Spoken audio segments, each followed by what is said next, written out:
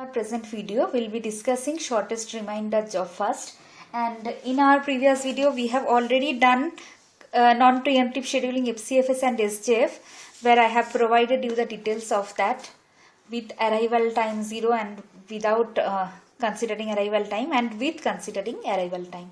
So you can note down, and we have taken same example to show you how it differs, like how one algorithm differs from others. So let us come to shortest remainder job first algorithm. What is shortest remainder job first algorithm is, if I don't consider, you may tell that you don't consider arrival time first, how you did, but it is not possible here. Shortest remainder job first means arrival time is mandatory, otherwise that remainder terms is useless. Shortest remainder, if you remove remainder, it will be shortest job first, and in that case if arrival time is not there, it will become shortest job first. Okay, but where is the main difference between that? Here mode is preemptive mode, P for preemptive. Previously the mode was non-preemptive. So at the last we will check the NAT chart and we will conclude how it differs. Let us start. So shortest remainder job first means at that time instance, every time instance you need to consider whose burst time is less. Every time instance you have to consider. But whether every time instance will consider? No. Every time instance will not consider, even though it is required. We will consider whenever the arrival happens, like at the instance of 0 who is the smallest, at the instance of 2 one more arrival is happening. So at that time whether this one is smallest or this one is smallest. But when we are considering fourth instance of time, there are 3 processes, so who is having lowest burst time, and for 4 also who is having lowest burst time. But what is remainder? To know that very clearly, let us start. So at the instance of 0 we had only one job present, that is P1. What was the work unit of P1? P1's work unit is 6. So P1 obviously will be taken for execution because next arrival is happening at, if starting time is 9, so 9 to 9 4 9 5 and all next your next arrivals are happening. So at the instance of 0 we have only one job P1, so we don't have any way to know like whoever is the other's job coming to the queue. Presently P1 is there, will be taken for execution. At the instance of time P2, at the instance of time 2, what is happening? One more process is entering to the system, that is P2. What is the work unit of P2? Burst time of P2, that is 3. And at this moment, after getting executed 2 units of time, what is the condition for P1? See, P1 will be left with 4 units. Here we have taken work unit equals to time unit. So into time unit, 2 work unit of job will be executed. So when P1 will be executing for 2 units of time, 2 work unit among the burst time will be executed, among the total work unit will be executed. So what will be the left out portion for P1 is 4. So P1 will be left out with 4 unit, whereas P2 is entering with 3 unit. So what is the remainder for P1? That is 4. And at that moment, what about P2? P2 is having 3 work units. So remainder of P1 and P2's whole job, because it is not yet executed, started executing, should be compared. That is why the term shortest remainder job first is used. So which one is the shortest at second instance of time among P1 and P2? P2 is the shortest. So P2 will start executing. What is the work unit of P2? 3. But at the instance of time, so P2 if it is continuously executing, so it will be executed at instance of time 5. But see here, one more arrival is happening. One more arrival is happening, that is for P3. When it is happening? Here it is happening at the instance of time 4. It is happening at the instance of time 4. What is happening? P3 is also entering with work unit, how much? Burst time, how much? 1. Let us consider the situation. See, at the instance of time 4, P1 is still same, that is left out with 4th work unit. P2 has executed 2 unit from 2 to 4 work unit proportional to time unit. So for P2 how much is left out? 1. So at this situation what is the condition of P1? P1 is with 4. What is the condition of P2? P2 is left out with 1 unit. Left out with 1 unit because from 2 to 4 it has executed 2 units. So 1 is left out. What about P3? P3 is entering at this moment of time with 1 work unit. So comparison will be made by 1, 4 and 1. Which one is smallest? These two are equal. Now what will be the decision? Decision will be taken from FCFS. Which one has entered between P1 and P2? P2 has entered first. So P2 will be continued. P2 will be continued. One very important thing we need to tell that it is also a reason that this has entered first, but another reason to save a context switch time. What is context switching? Context switching means when the CPU is leaving P1, context switching mainly comes into picture when we consider the mode preemptive scheduling. See, P1 is not done, it is partially done. So P1 up to how much P1 is done, that should be saved. That context should be saved somewhere. Okay. And again when P1 will get CPU, P1 is not completely executed. So again we need to give P1, CPU should be again given to P1 to finish that remaining 4 work units. So at that time that 4 work unit, pending work unit should start after 2 done unit. So again that state previously what state is done, that should be loaded, and that it will be CPU will continue after 2 work unit. It will not start from the beginning. Let's say in a process you have 3 part addition, subtraction and division. Both are taking 2 to 2 burst time. So for P1 first one addition is done. So how long is done, that context should be saved. And next time when again it will resume execution, it will start from the subtraction. So the starting state should be reloaded to the register program counter and it will be continued. So actually when the saving happens and the loading happens in register, like previous state of the process should be saved and new state of the process should be loaded. Okay, this time is called context switching time. In context switching time, CPU actually doesn't do any work.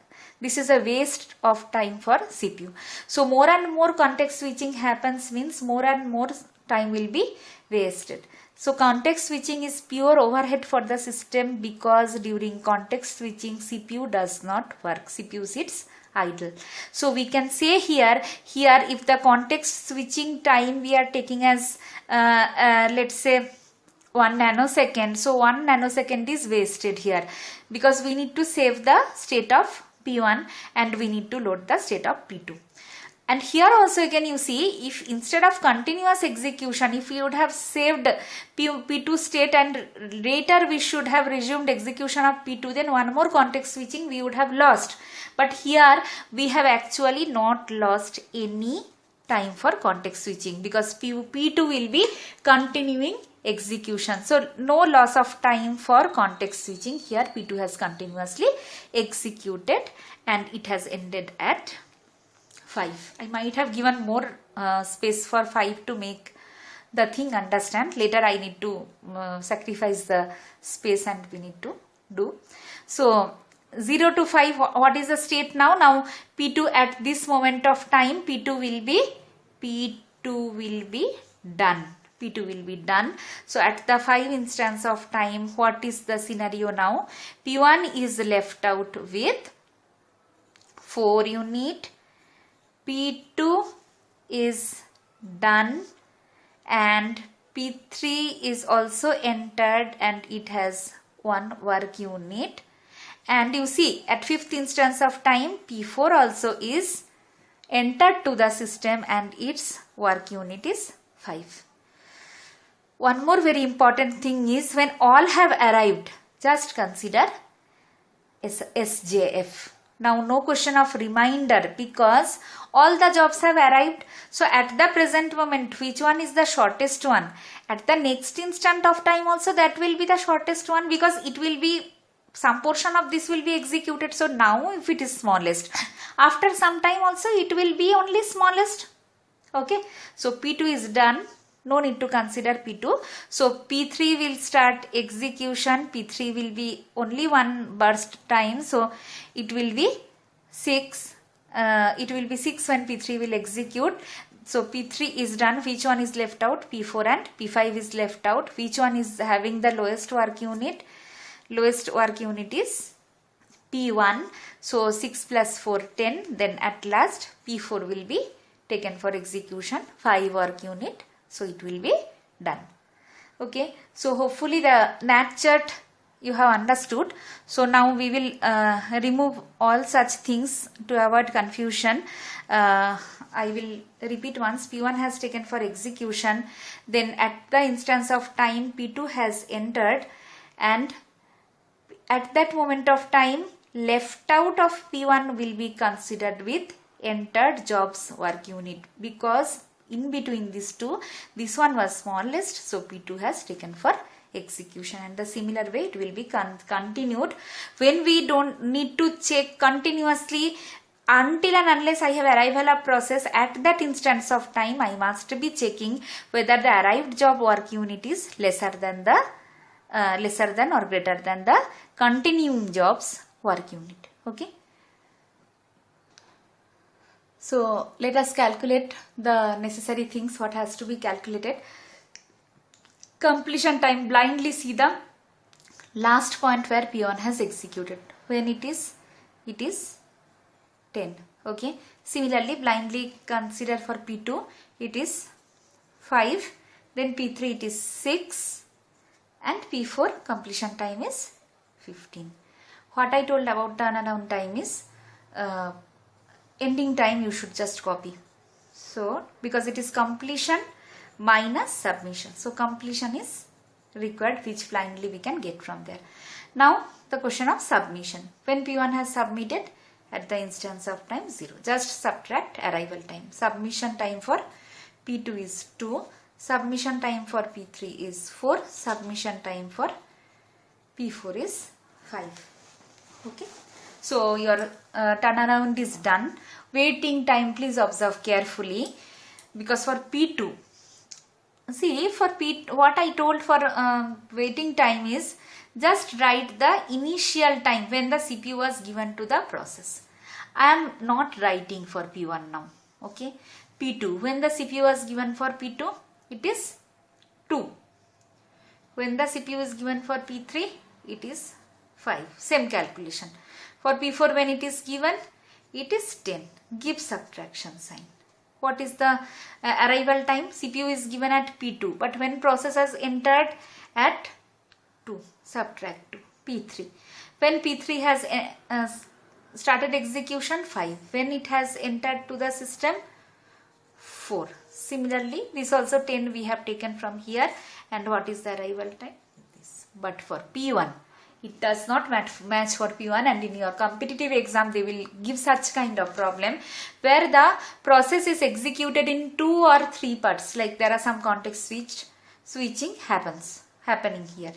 Okay, so context switching is happening here in the sense, see, when it is a transition between P2 to P3, P2 has completed, so no need to save the state of P2, start with P3. Okay, but when is the context switching mainly is a overhead for the system, P1 has not executed, it is partially executed. So when you have to resume execution of P1 once again, you need to start after the point where up to which P1 is done.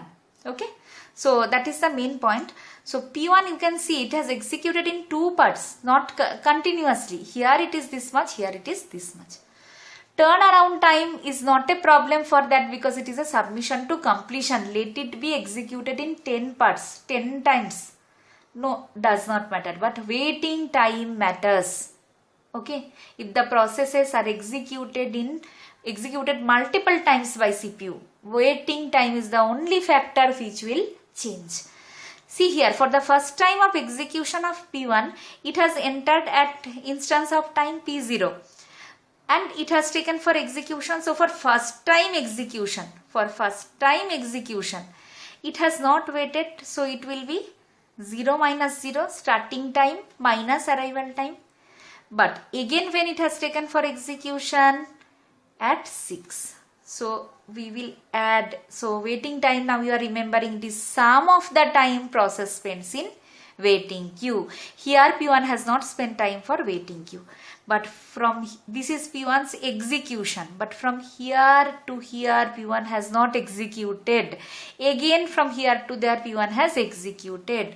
So from here to here it is a execution, it is a waiting time for P1. So what is that time? When for the last time P1, second time P1 took CPU at 6. And from when it is waiting from 2. So it will be in 2 steps, 0 minus 0 for the first time execution, and for the second time it is 6 minus 2. See, this is the execution time for P1. From here to here is the waiting time for P1, and here it is again execution. So for the case of execution, when we are taking the execution started at 6, execution has process is not waiting from 0 even though the arrival time is 0, because 0 to 2 it was in the execution state. So its actual waiting started from 2. So 2 to 6. Now in your exam, in your main exam and competitive exam, what question will be asked is, sometimes they will ask you to calculate what is the total turnaround time in case of SRJF, or maybe in case of FCFS, or maybe in case of SRJF. So what is total turnaround time? What is total waiting time? These all questions will be asked. Sometimes they will ask what is the average turnaround time. So average means you should take this value. So it is 10 plus 3 plus 1, plus 2 plus 10. Total sum you should make, and how many processes are there? 4 processes. So divided by 4. Please remember, if you don't calculate average waiting time or average turnaround time, and if it is asked, at least 2 to 3 marks will be reduced. Please see the questions and answer. If it is total turnaround time and total waiting time is asked, you should only make the total of it. But if it is asked what is average, then check the number of processes, take the total, and don't leave it like 10 minus 0, 5 minus 2. Why I left it like that? So that you should have a practice of doing it like that. You will never do mistake. If you put just 10, next step if you just put 3, there may be a mistake. But exam, what you will do, after doing that, you just give equals to, and you can write it 3, or you can rub the last part, left side part, and you can do the right side part. Okay, so in our next video we will, very important topic of CPU scheduling, that is priority scheduling, will be considering, and priority can be preemptive, non-preemptive. So both way, with arrival time, without arrival time, we'll discuss. It's very important. Please follow the next video. Thank you.